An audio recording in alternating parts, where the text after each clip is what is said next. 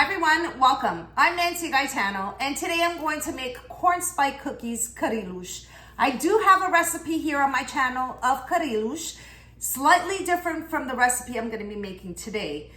I was given this recipe by my madrinha brasileira, who's also my aunt, and also, God rest her soul, my dad's younger sister. When you're using a old recipe, you want to make sure you make that recipe just as it's given to you.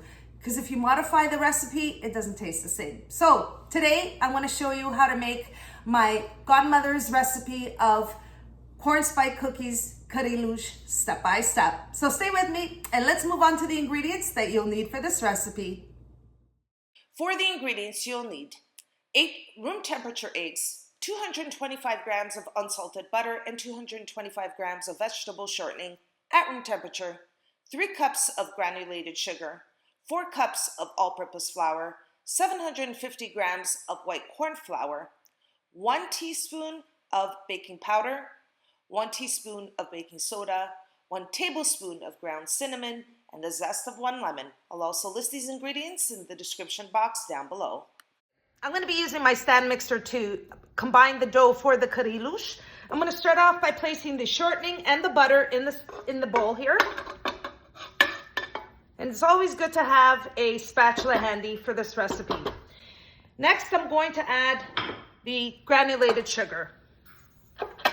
Now the recipe calls for 3.5 cups. I'm going to put 3 cups. If you want to add it, more sugar and you want it sweeter, by all means, go ahead. And I'm going to be adding my paddle attachment. And I'm going to mix it for about 2 minutes.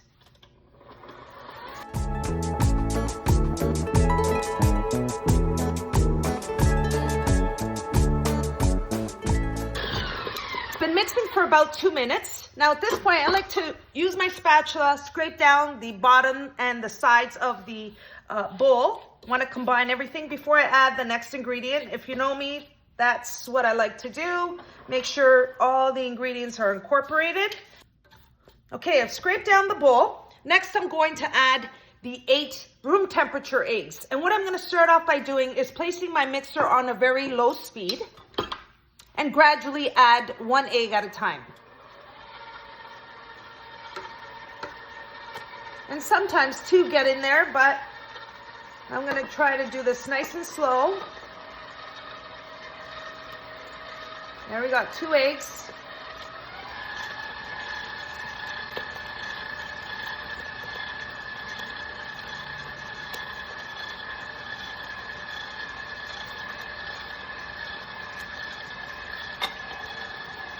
Now that I have the eggs in there, I'm going to place the mixer on a medium speed and let it mix for an additional minute.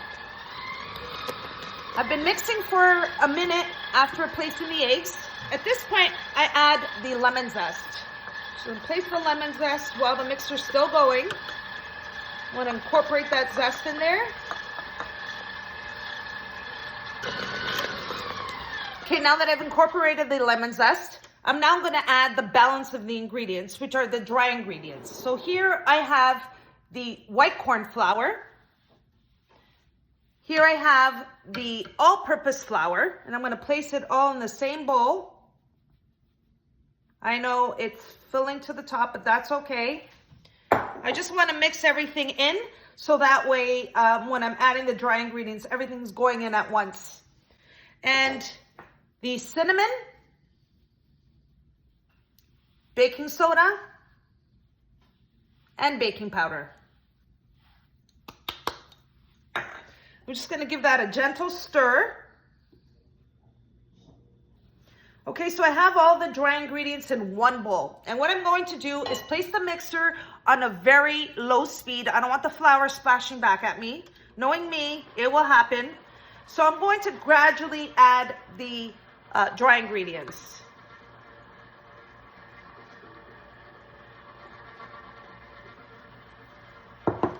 Place the mixer just at 1 speed up. There we go.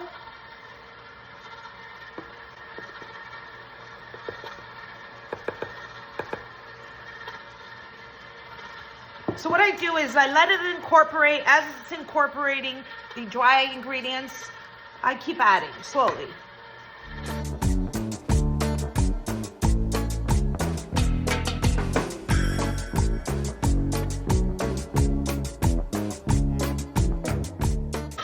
Now I have all of the dry ingredients in there. I'm gonna let it mix for another minute or two until it comes together, stopping the mixture and using my spatula to scrape down the sides and the bottom of the bowl to make sure all of the ingredients are incorporated.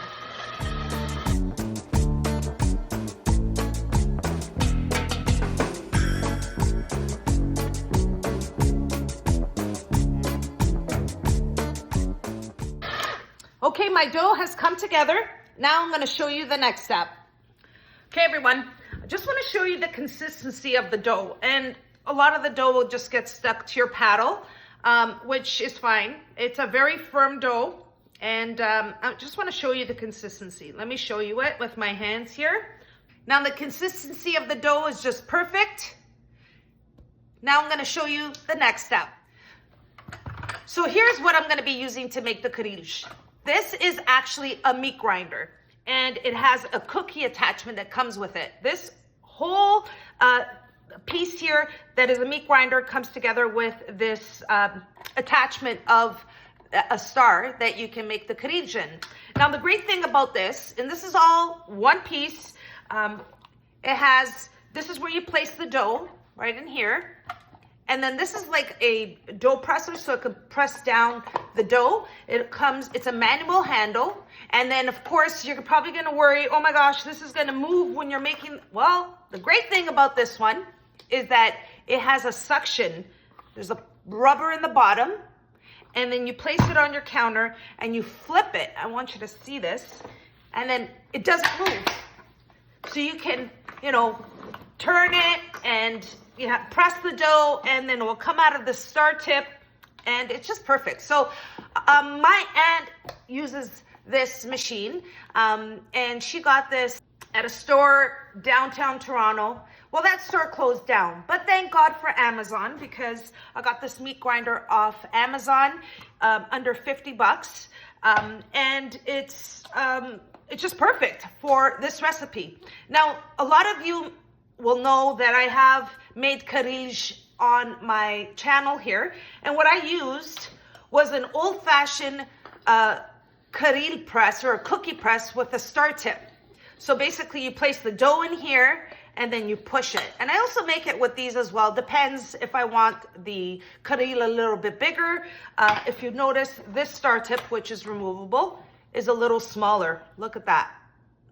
So my carrilhos today are going to be a little smaller, but this is perfect for this recipe, and I'll leave the link in the description box down below if you're interested in getting it. All right, let's move on to the next step. Okay, everyone, let's get started. I have the machine here ready to go with my star tip. I have the suction ready, and I have the baking tray that I've greased with some baking spray. And then I also have an ice cream scoop, which I'm going to use to place the dough into the space here to press the cookie dough and then wheel it. Well, I'm going to show you. So let me show you how I'm going to start. I did start putting the cookie dough and then realized it's not filming. So let me just place some of the cookie dough into the insert here. I'm going to fill it. Usually about 3 scoops should be good enough for now to start. Okay, everyone, let's get started. I have the cookie dough in the machine, and I'm going to start rolling. I'm going to press it.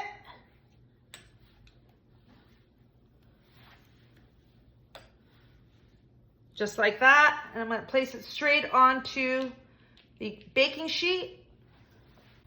And I'm going to keep going. Now, when you stop the machine, it still keeps going. So you might get some smaller or bigger. It's okay. I mean, when you eat them, it doesn't really matter.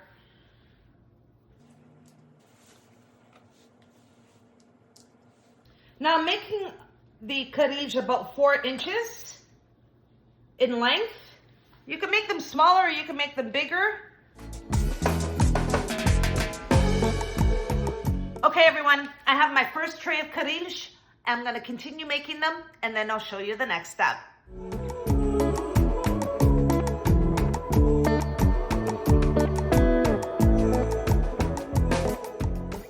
Here's my last tray of Carrilhos. I have 8 trays, which gave me about 18.5 dozen of Carrilhos. You can even get more if you want to make them smaller. Now I'm going to place them in the oven. I have my oven preheated to 350 degrees Fahrenheit. I'm going to bake them for 25 minutes, and then I'll show you what they look like when they come out of the oven.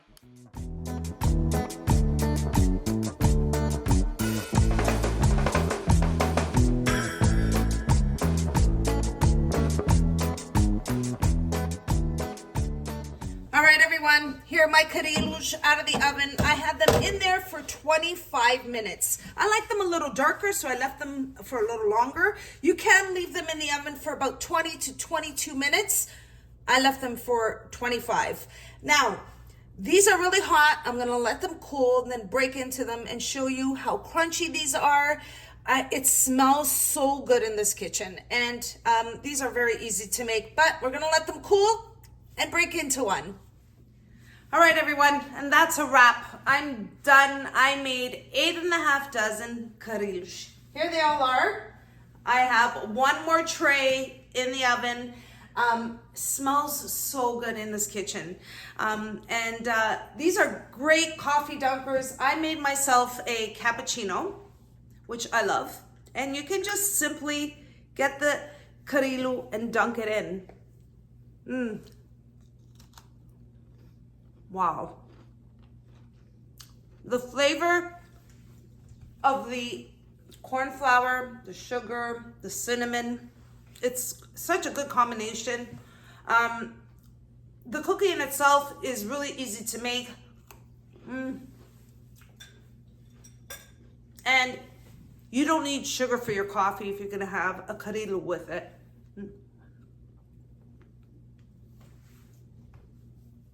Wow, perfect.